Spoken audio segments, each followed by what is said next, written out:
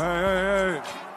I'm just gonna start this video off by saying that I'm definitely working Ben Simmons' name into the title of this video somehow, just because, you know, Ben Simmons is some nice clicks and views. But with all jokes aside, with my Celtics taking down the Miami Heat tonight, it's official that the Philadelphia 76ers are now at the top of the Eastern Conference, and that's just not exactly how I think many people pictured the season to start in the East. First off, obviously they've had the whole Ben Simmons drama and his back and forth with new reports coming out every week that has just easily overshadowed every other thing that happened in the Philadelphia 76er offseason. In terms of actual on-court basketball stuff, they've had some injuries with Embiid's missed a few nights, Tobias Harris is missing a few nights now. Danny Green's also been out for a couple of games, so it's not like they've had their complete roster. In fact, they've had to play pretty deep into their bench, but they continue to win, so that is easily a great sign for Philly fans who have been, not really used to a good bench in the past. But I think the most impressive part about this Philly start so far to open the year is that Joel Embiid, he's definitely had a few good games. I still obviously believe in him to be an MVP caliber player, but he hasn't necessarily been playing that amazing, and yet still the Sixers find themselves at the top of the conference with the best offensive rating in the entire NBA. So you might be wondering to yourself, if it's not Joel Embiid going off every night and getting on some insane hot streak, then how does this Philly team have the #1 rated offense in the league? Well, the simple answer is that everyone else that's been getting a good amount of minutes on this roster is simply just playing really good basketball, each in their own ways. They know what they have to accomplish on the court to go out and win. And I guess Doc Rivers is finally doing a decent job for once. All jokes aside though, there are a few players who I want to highlight specifically for their just, again, great starts. Starting with Tyrese Maxi. Now, I wouldn't necessarily call it a year to break out by any means, but the fact that he's been slotted into the starting lineup in place of Ben Simmons, he's playing over 30 minutes a night and he's still performing very well both offensively and defensively. That just simply has to be seen as a huge win for the future of the Sixers, because they have a lot riding on Maxi to be good. In the chance that Ben Simmons does end up being traded. I know Tyrese Maxey's been also linked just because he's also a Rich Paul client, but in the case that it is only Ben Simmons that gets traded, Tyrese Maxey looks like he could be a competent replacement for him in the starting lineup for the future. Another player that just continues to absolutely kill it dating back to last year's postseason is Seth Curry. He's averaging 17 points a game so far on 75% true shooting, which, I mean, for the types of shots that he's taking, just taking ridiculously, spot up, catch and shoot, off dribble threes with large contests on him. It's just absolutely absurd that he's able to have such a high efficiency, and it has to be said that he is one of the best shooters in the league right now, and I feel like he doesn't always get the respect necessary in that case, but he absolutely is. In fact, it's honestly kind of insane how much of a chokehold the Currys have on the NBA right now, just because they have literally 2, even 3 if you want to include Dell,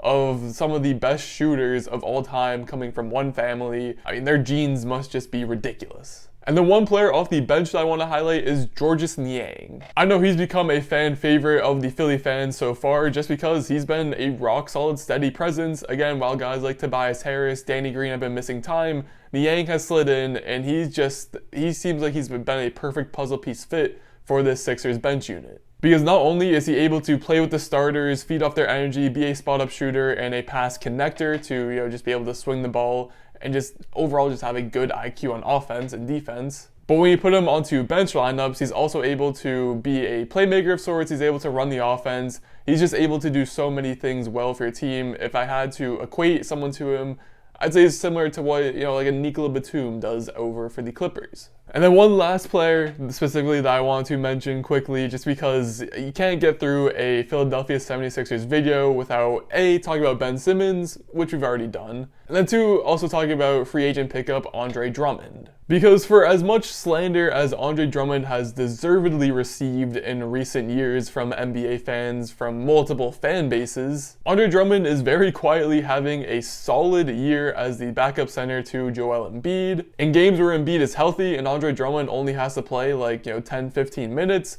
he's been really great in those shortened rotations. He grabs almost every rebound, he plays solid defense, he's got some playmaking abilities that he's been showing off so far on the offensive side of the ball. But then you also have to give him credit for the games that Joel Embiid has missed. Andre Drummond has given them 30, again, just really solid minutes at the center position, playing like his old former self when people actually thought that he could have been, a franchise cornerstone piece. And as someone who was right there with you guys slandering Andre Drummond, I can't believe I'm about to say this, but Andre Drummond has been a critical piece to the 76ers' success so far this season in claiming the #1 spot. Now we look at this from a grander viewpoint, just, whole league in mind. I didn't expect the Sixers to have really any success at all, at least, definitely not to this extent. I figured that they'd probably be middle of the pack in the Eastern Conference, either until Ben Simmons comes back or he gets traded at some point, and they've definitely proven me wrong. I think they've proved a lot of other people wrong as well. I know that there are even some Philly fans who are just really surprised and don't know quite how to act, considering how the past few months have been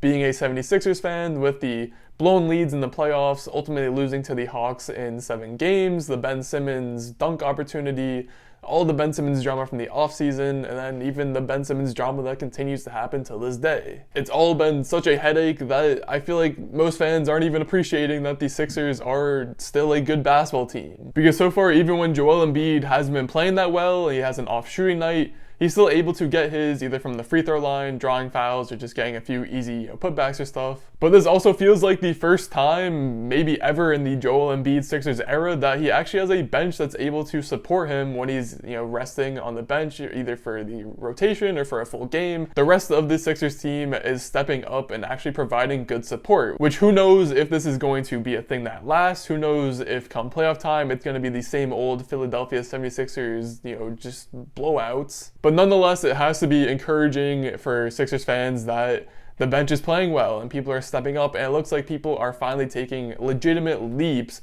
rather than just having, a stretch here or there where they're playing well and then they just kind of fade into the background. Also, a quick side note, just because I saw his name pop up, but I also just want to mention that it's funny how Matisse Thybulle has been perceived by NBA crowds over the years. Obviously, he came into the league and was an absolute specimen on the defensive side of the ball straight out the get-go, and he still is. I don't want to take anything away from Matisse Thybulle, but at this point, it's just kind of funny that he's become the poster boy for the player archetype, where it's, man, this guy's really good at defense. If only he could develop any sort of offense, he could be a legit player in this league. Because people have just been saying that about Thybulle for, again, lately just since he's been drafted now. But anyway, to wrap this video up, just one more point that I want to make on the Sixers hot start. Very similar to the Miami Heat, and I talked about them in a recent video and how they're also doing well. But I think both teams' success, you can drag it down to a basic core that both these teams have had really good offenses out the gate so far. Obviously, Heat are top 5 in offense. Sixers, as I mentioned in this video, are first in offensive rating. But they're able to accompany that with at least 2 or 3 just really impactful defenders and just overall really good defenses. So again, it's common sense that having a good defense and good offense equates being a good basketball team. But it's one thing to say it, you also have to go out and show it, and both teams have been doing that so far. I would say the main difference between the Heat and the Sixers is that while the Heat have a lot more of, I'd say, defensive playmakers, guys who are able to make plays by themselves, I'd say the Sixers, it's really Joel Embiid being a great rim protector, paint protector, and everyone else just being solid enough team defense-wise that they don't let their guys shoot open threes. They make it tough for them to get in the paint, so that once offensive players do get in the paint, they're then met with Joel Embiid, who is able to, usually clean up the shot attempt. So yeah, again, 76ers, top of the Eastern Conference for now. This can maybe change in a day, but, at the end of the day, I think this is, just what everyone expected. No Ben Simmons, no Ben Simmons trade, yet the Sixers are still #1 in the East, just as we all imagined the season would go so far. And if you've made it to this point in the video, then congratulations, you're a real one. Now, if you enjoyed this video, maybe think about hitting the subscribe button. Should be somewhere in this general direction. Or if you're not sure yet, maybe check out another video which should be in this general direction. Either way, thank you for watching.